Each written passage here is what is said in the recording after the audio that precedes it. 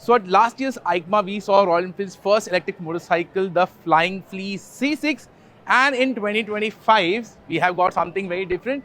This is the Flying Flea S6.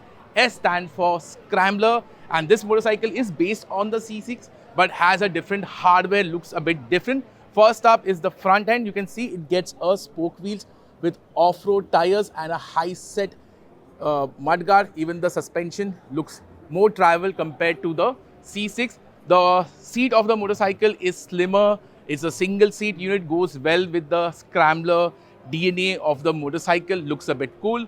The instrument console is the same circular unit that we have seen on the C6. Same thing with the switch gear, looks nice and premium. Gets a handguard just to make it look more off-road friendly. And at the back also you can see it gets a spoke wheel, and if you come on this side, yes, it gets a nice big chain drive for the electric motorcycle.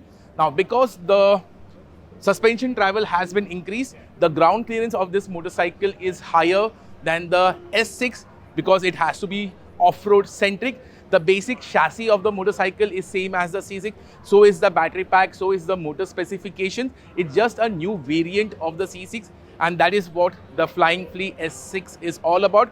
The C6 and the S6 are the first electric motorcycles from Royal Enfield and are expected to go on sale in India in 2026. So what's your take on this second iteration of the Flying Flea, the first electric motorcycle from Royal Enfield?